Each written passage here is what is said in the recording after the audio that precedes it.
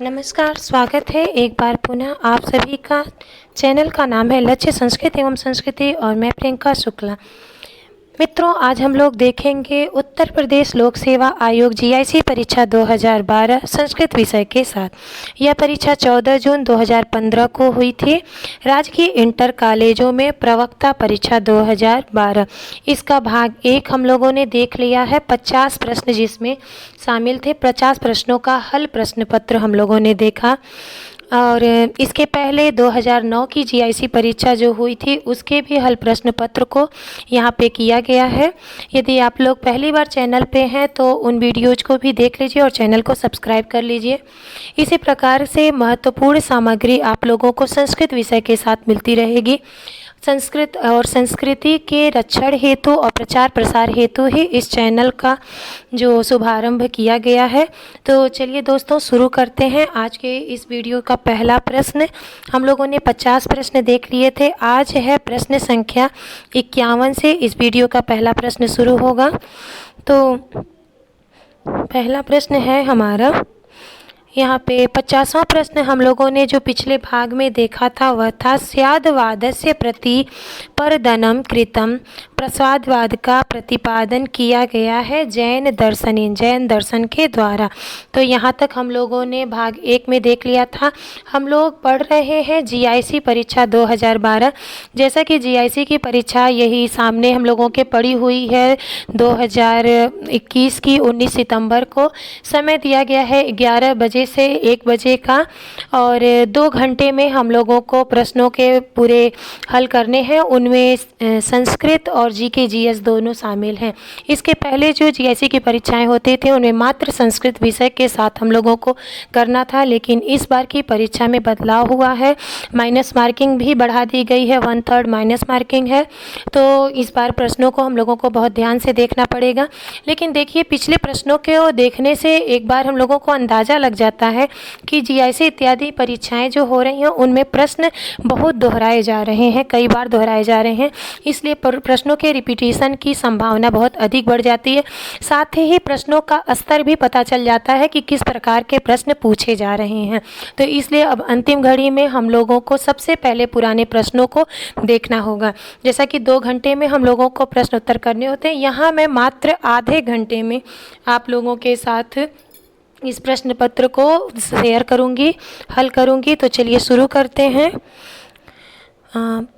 आज के वीडियो का पहला प्रश्न है, प्रश्न संख्या 51 है। न्याय दर्शनम कम प्रमाणम नहीं स्वीकरोति। न्याय दर्शन कौन से प्रमाण को नहीं स्वीकार करता है? तो यहाँ पे हम लोग देखेंगे प्रश्न का ये सी विकल्प जो है हमारा सही होगा। न्याय दर्शन अर्थापत्तिम न स्वीकरोति। न्याय दर्शन अर्थापत्ति नामक प्रमाण को स्वीकार नहीं करता, 4 प्रमाणों को स्वीकार करता है, प्रत्यक्ष, अनुमान, उपमान और शब्द। इसी प्रकार से अन्य भी प्रश्न मान लीजिए पूछ लिए जाएं कि शब्द प्रमाण को स्वीकार करता है न्याय दर्शन, प्रत्यक्ष को करता है, अनुमान को, उपमान को, तो कौन कौन को स्वीकार करता है और इसके अतिरिक्त जो होंगे उनको नहीं करता है। तो यहाँ प्रश्न संख्या 51 का हमारा ए विकल्प सही हुआ।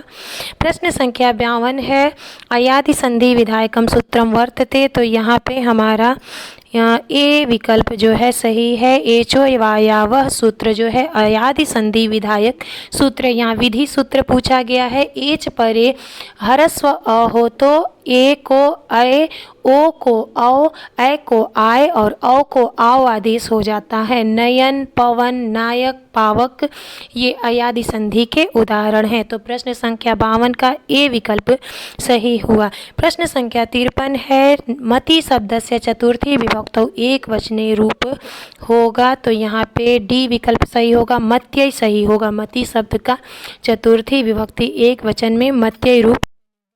प्रश्न संख्या 54 है, चटक टाप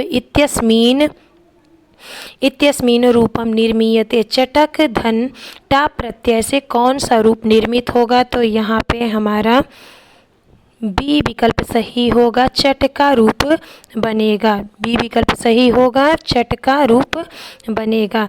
तो यहाँ पे पहले का सी, दूसरे का यहाँ पे ए, तीसरे का डी और चौथे प्रश्न जो आज के वीडियो का है उसका 4 सही है, बी सही है चट का।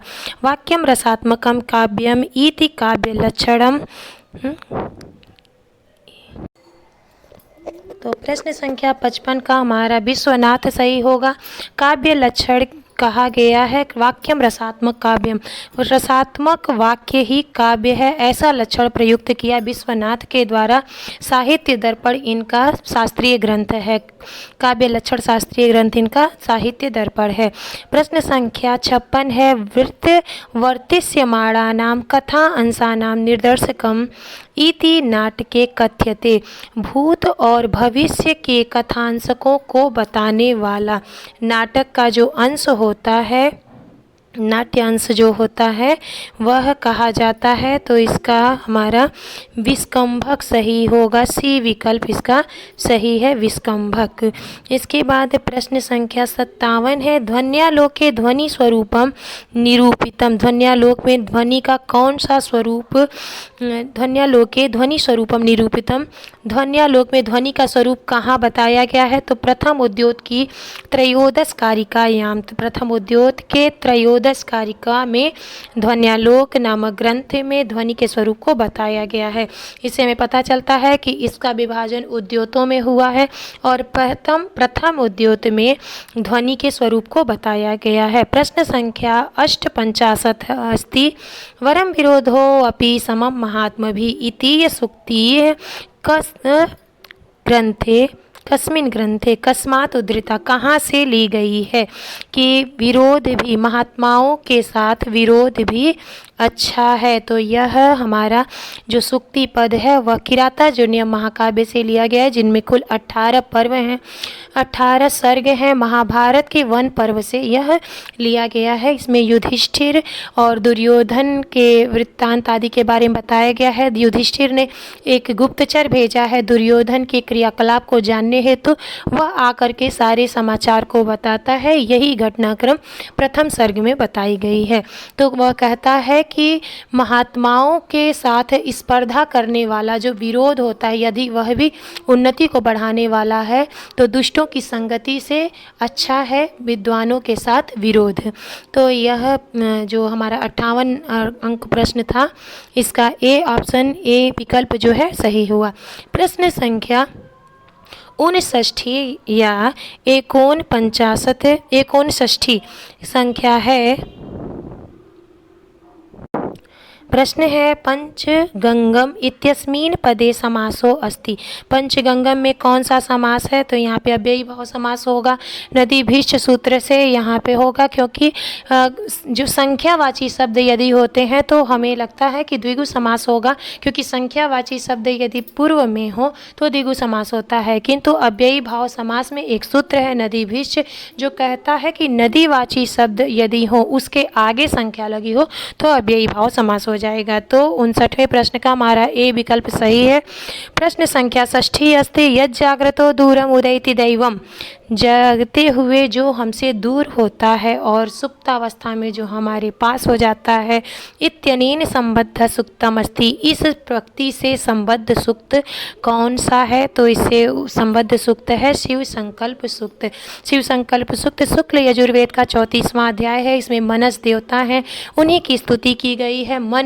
जो मन हमारा है उसी को देवता माना गया है, कि मन ही चाहे तो सब कुछ कर सकता है और मन के से कोई कार्य नहीं छुपता है। मन ही सर्वश्रेष्ठ है, सर्वोपरि है, जो जागते हुए हमसे बहुत दूर चला जाता है और सुप्तावस्था में हमारे पास चला आता है। तो यहाँ पे शिव संकल्प से यह पंक्ति ली गई है। प्रश्न संख्या 61 अस्ति निरुक्तस्य रचयिता कौन अस्ति। निरुक्त के रचयिता कौन है? तो इसका ए ऑप्शन सही होगा, यास्क हैं।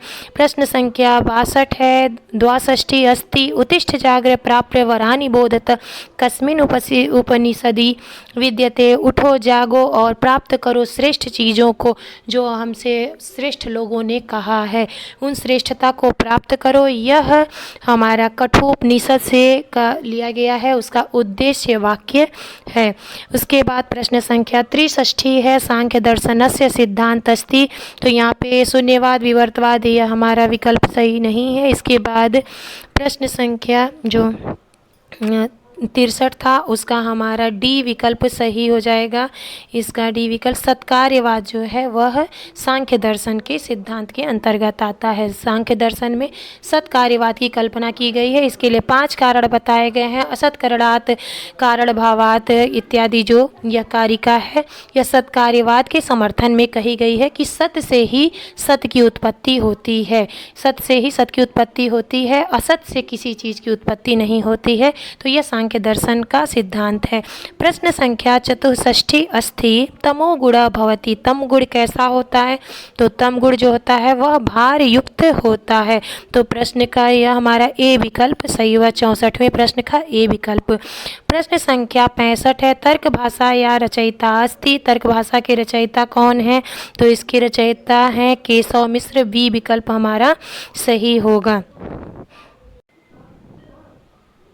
इसके बाद प्रश्न संख्या 67 अस्ति पटस्य निमित्त कारणं भवति। पट का निमित्त कारण क्या है? पट अर्थात कपड़ा का जो निमित्त कारण है वह किससे बनता है? तो किसके सहयोग से बनता है? निमित्त कारण होता है कि जो कारण बनते समय वहाँ हो किंतु कारण के बाद वह रहे ना रहे, उससे कोई अर्थ नहीं निकलता है। तो इसका जो उत्तर होगा यह हमारा डी विकल्प होगा। तुरी जो है पट का निमित्त कारण है। जैसा कि न्याय दर्शन जो है तर्क भाषा, इसमें 3 प्रकार के कारण बताए गए हैं। कौन कौन से कारण हैं? समवायी, समवायी, असमवायी और निमित्त, 3 प्रकार के कारण बताए गए हैं। तो इसमें जो पहला कारण है, जो तीसरा कारण है निमित्त कारण तुरी आदि है। पट का निमित्त कारण तुरी है। प्रश्न संख्या 67 है हमारा सुषुप्तवत् जागृति यो न पश्यति इति कस्य स्वभावो अस्ति। सोते हुए भी जो सुषुप्तावस्था में जो रहता है, जो जागते हुए भी जो पश्यति नहीं देखता है, वह कौन है? वह जीवन मुक्त है। तो यहाँ पे जीवन मुक्त के बारे में बताया गया है। यह वेदांत सार से लिया हुआ प्रश्न है। 68वां प्रश्न है वैशेषिक दर्शन के प्रवर्तक आचार्य हैं। तो वैशेषिक दर्शन के प्रवर्तक आचार्य कौन है? यह कणाद ऋषि हैं। इस प्रकार से हम लोगों को जानना चाहिए कि दर्शन से प्रवर्तक जो हैं दर्शन के, उनको भी हम लोगों को याद करना चाहिए। जो षड दर्शन हमारे आस्तिक हैं और त्रिनास्तिक दर्शन है, इन सभी के प्रवर्तकों को भी हम लोगों को याद कर लेना चाहिए। प्रश्न संख्या 69 है। 69 अर्हत इत्यस्य प्रतिपादकम दर्शनम अस्ति। अर्हत इसका प्रतिपादक दर्शन कौन है? तो इसका सी ऑप्शन हमारा सही हो जाएगा। जैन दर्शन जो है वह इसका प्रतिपादक दर्शन है। इसके बाद प्रश्न संख्या 70 अस्ति 70वां प्रश्न है हमारा कि लघु सिद्धांत कौमुदी केन कृता। लघु सिद्धांत कौमुदी किसके द्वारा की गई है, किसके द्वारा बनाई गई है? तो इसका हमारा डी ऑप्शन सही है। वरद राजाचार्य के द्वारा बनाई गई है। यही प्रश्न यदि सिद्धांत कौमुदी के पक्ष में होता तो भट्टोजी दीक्षित उत्तर होता। प्रश्न संख्या 71 अस्ति तत्पुरुषः इति सूत्रम अस्ति। तत्पुरुष किस प्रकार का सूत्र है? तो यह एक अधिकार सूत्र है। सूत्र के 6 प्रकार होते हैं, हमें जानना चाहिए। विधि सूत्र भी होते हैं, नियम सूत्र, परिभाष सूत्र, अधिकार सूत्र, इस प्रकार से 6 प्रकार के कुल सूत्र होते हैं। किंतु इस प्रश्न का उत्तर हमारा अधिकार सूत्र होगा। तो 71वें प्रश्न का डी विकल्प हमारा सही हो जाता है। प्रश्न संख्या 72 है निष्कौशाम्बी इत्यस्मिन् समास अस्ति। इसमें कौन सा समास है? तो यहाँ पे हम देख लेते हैं।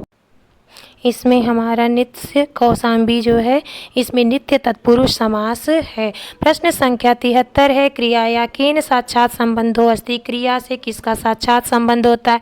तो इसका उत्तर होगा बी उत्तर, कारक से क्रिया का साक्षात संबंध होता है। तो हमारा बी ऑप्शन जो है वह सही हो जाएगा। इसके बाद प्रश्न संख्या है हमारा 74 सुप तिङन्तौ कथ्येते। सुप और तिंग क्या कहे जाते हैं? तो सुप और तिंग जो है वह क्या कहे जाते हैं? पद कहे जाते हैं। सूत्र है सुप तिङन्तौ पदम। सुप और तिंग की पद संज्ञा होती है। सुप कितने हैं? सुप कुल 21 हैं। सुप और तिंग जो है तिप्तजी आदि 18 हैं। तो सु औजस अम और षष्ठाभ्याम ये जो हैं हमारे सुप आदि जो हैं वह 21 हैं और तिंग प्रत्यय जो होते हैं वह क्रिया पदों में लगते हैं, यह 18 हैं। सुप आदि शब्द रूपों में लगते हैं। तो इस प्रकार से 74वें प्रश्न का डी ऑप्शन ऑप्शन सही होगा, डी विकल्प। प्रश्न संख्या 75 है, अधोलिखित सुख वेदांत सारानुसारेण अनुबंध चतुष्टयांतर्गतम न अस्ति। निम्नलिखित में से कौन सा वेदांत सार के अनुसार अनुबंध चतुष्टय के अंतर्गत नहीं आता है? तो कौन कौन से आते हैं? या अधिकारी भी आता है, संबंध भी आता है, प्रयोजन भी आता है, किंतु यह साधन जो है यह नहीं आता है। तो बी ऑप्शन हमारा सही हुआ, इसका 75वें प्रश्न का बी विकल्प सही होगा। प्रश्न संख्या 76 है, परसन्निकर्षः अस्ति। परसन्निकर्ष की कौन सी संज्ञा होती है? तो इसका डी विकल्प सही होगा, संहिता संज्ञा होती है। इसके बाद हमारा प्रश्न संख्या सप्तति अस्ति। वैदिक वाङ्मये ध्वनि विज्ञानस्य प्राचीन नाम अस्ति। ध्वनि वाङ्मय में, वैदिक वाङ्मय में, वैदिक साहित्य में ध्वनि विज्ञान का प्राचीन नाम क्या है? तो प्राचीन नाम है इसका व्याकरण। व्याकरण इसका प्राचीन नाम है। तो 77वें का बी विकल्प सही होगा। प्रश्न संख्या 91 अस्ति। गद्यत्रयीयाम आयान्ति। गद्यत्रयी में कौन कौन से ग्रंथ आते हैं? तो हमारा पहला ही जो ए ऑप्शन है यह सही हो जाएगा, 10 कुमार चरितम, वासवदत्ता और कादम्बरी। 10 कुमार चरितम दंडी की रचना है, वासवदत्ता सुबंधु की और कादम्बरी बाणभट्ट की रचना है।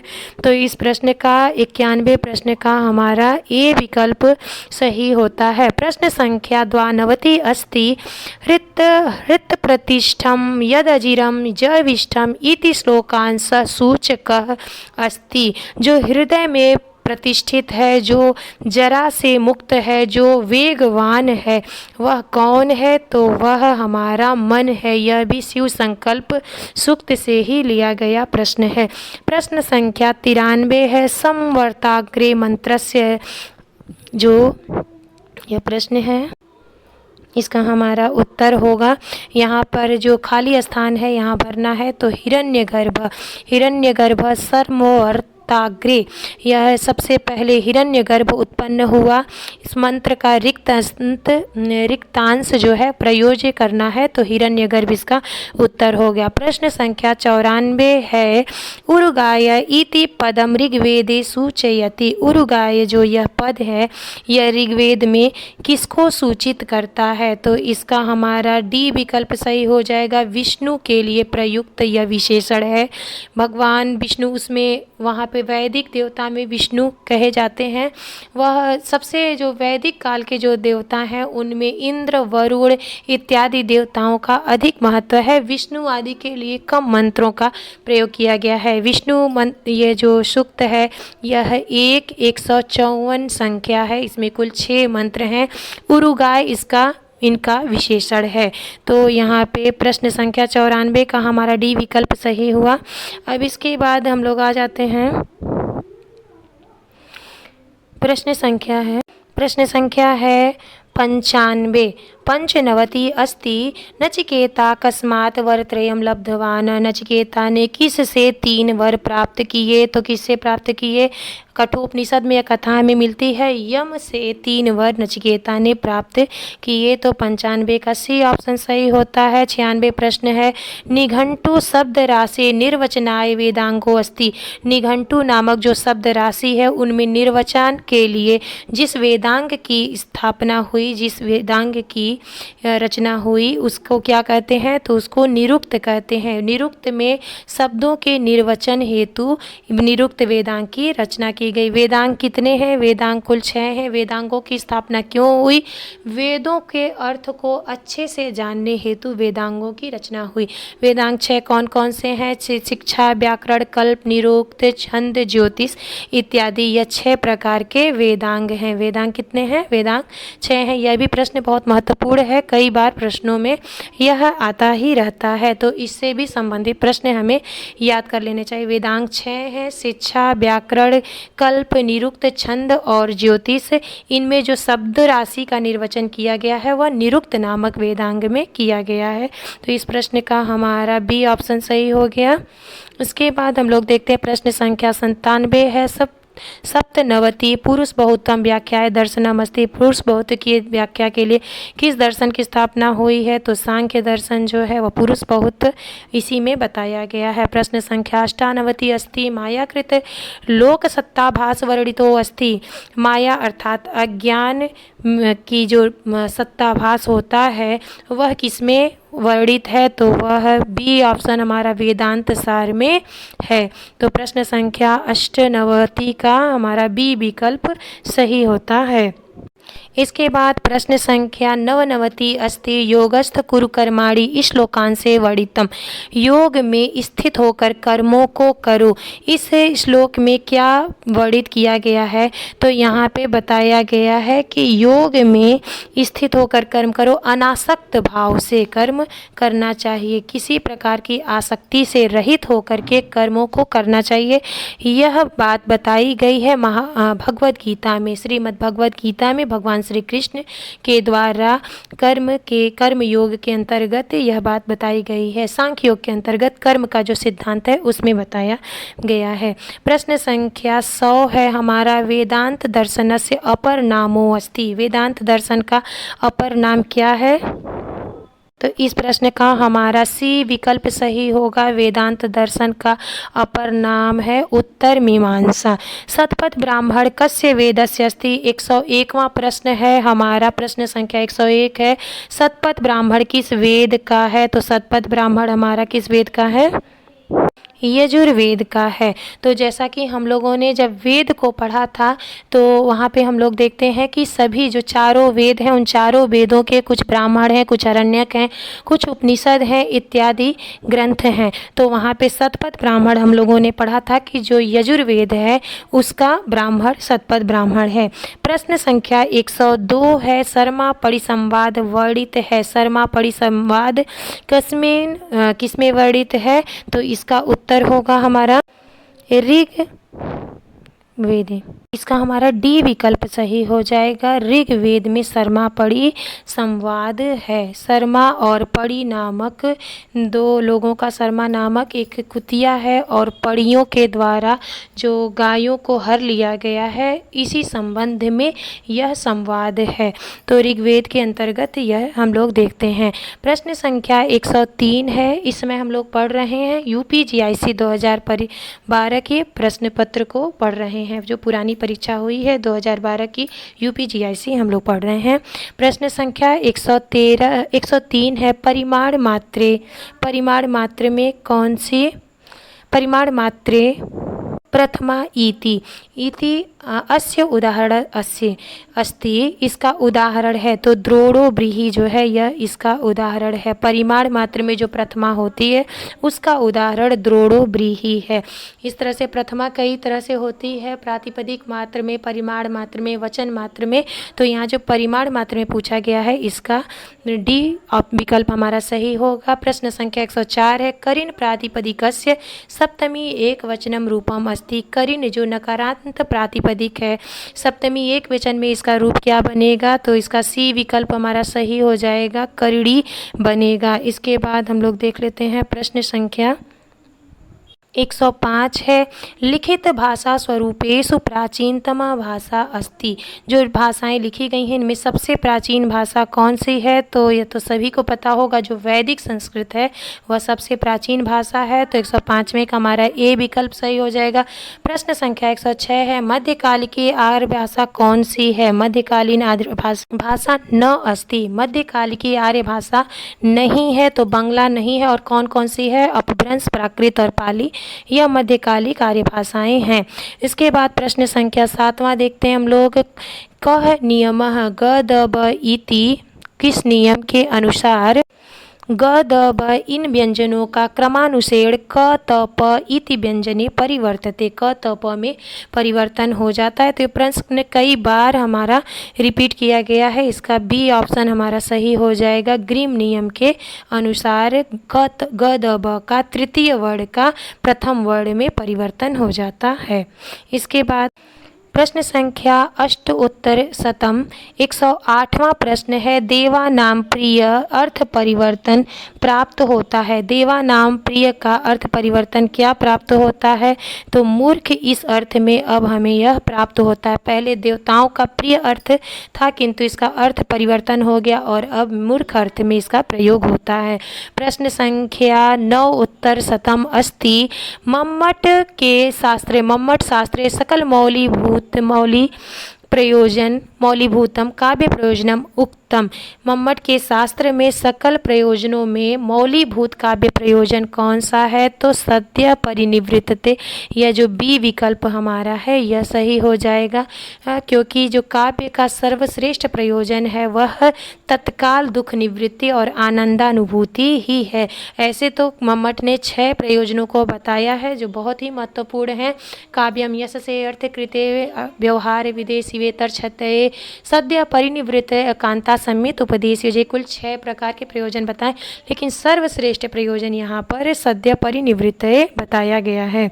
इसके प्रश्न संख्या 110 है, वाक्यम रसात्मकम। ये प्रश्न देखिए एक बार और भी पूछा गया है, यहाँ पे रचयिता के कृतिकार के नाम से पूछा गया। यहाँ पर इसको पूरा करना है, इस वाक्य को। वाक्यम रसात्मकम काव्यम, काव्य का जो लक्षण है रसात्मक वाक्य ही काव्य है। यहाँ पे 110 प्रश्न का ए विकल्प सही हो जाएगा।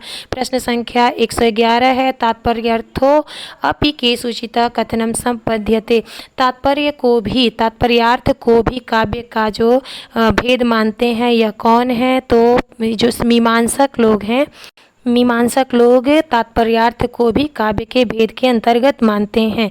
इसके बाद हमारा प्रश्न संख्या 112 है, रस विचारे भट्टनायकस्य विशिष्ट योगदानम अस्ति। रस विचार में भट्टनायक का विशिष्ट योगदान अस्ति, क्या योगदान है? तो भट्टनायक का विशिष्ट योगदान है साधारणीकरण, इसका डी विकल्प सही हो जाता है। और प्रश्न संख्या 113 है, मम्मट मते गुणा सन्ति। मम्मट के मत में गुण क्या है? तो जो रस के अंगी धर्म हैं वह गुण कहे जाते हैं। मम्मट का हम लोग काव्य प्रकाश भी इसके अंतर्गत पढ़ रहे हैं। काव्य प्रकाश एक महत्वपूर्ण ग्रंथ है जो लक्षण ग्रंथ कही जाती है, जिसमें 10 उल्लास हैं, मम्मट की रचना है।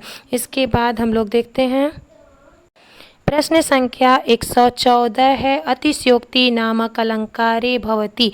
अतिशयोक्ति नामक अलंकार में क्या होता है?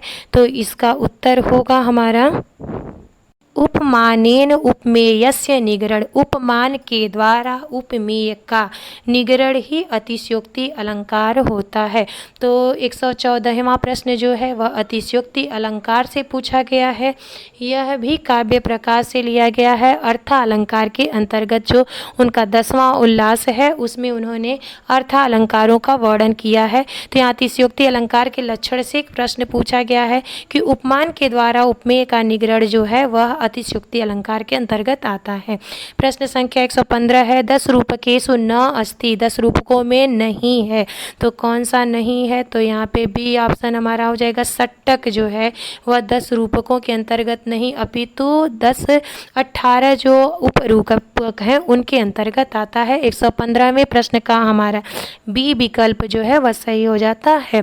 प्रश्न संख्या 116 है, षोडश उत्तर शतम अस्ति यत्रार्थ शब्दो वा तमर्थम उपसर्जनीकृत स्वार्थौ व्यक्तम काव्य विशेष सध्वनि रीति कारिकाया रिक्तांशे योज्यम अस्ति। यहाँ पे कारिका में जो रिक्त अंश है उसको में क्या जोड़ा जाएगा? तो यहाँ पर जोड़ा जाएगा प्रश्न संख्या 116वें का हमारा डी विकल्प सही होगा।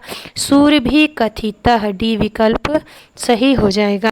देखिए मैंने कहा था कि लगभग आधे घंटे में हम लोग इस प्रश्न पत्र के इस भाग को पूरा कर लेंगे, जबकि हमको 2 घंटा मिलता है वहाँ पे प्रश्न सॉल्व करने के लिए, हल करने के लिए। आधा घंटा में मैंने भाग 1 को और आधे घंटे में इस भाग को पूरा किया। तो इस प्रकार हमने केवल प्रश्न और उत्तर को देखा है। इस तरह से एक जल्दी जो फटाफट कहते हैं रिवीजन हम लोगों का हो जा रहा है। तो इस प्रकार से प्रश्नों को आप लोग भी हल करिए, खुद भी भी देखिए कि कितनी जल्दी से जल्दी आप लोग एक प्रश्न पत्र को हल कर लेते हैं। तो प्रश्न संख्या अब हम लोग देख लेते हैं, बिल्कुल अंतिम पड़ाव पर आ गए हैं। यदि यह अस्ति तद अन्यत्र यह नास्ति न तत् क्वचित, यह कथन कस्य परिचयः भवति। इस कथन के द्वारा किसका परिचय होता है? तो इस कथन के द्वारा महाभारत का परिचय होता है। महाभारत की सबसे प्रसिद्ध पंक्ति उसकी प्रशंसा में कही गई है। प्रश्न संख्या अष्टादश उत्तर शतम अस्ति हितम मनोहारी च दुर्लभम वच इति कथितम केन। यह किसके द्वारा कहा गया है कि जो वचन हित भी हो और मनोहारी भी हो वह बहुत दुर्लभ होता है। यदि असंभव ना हो तो भी दुर्लभ तो होता ही है।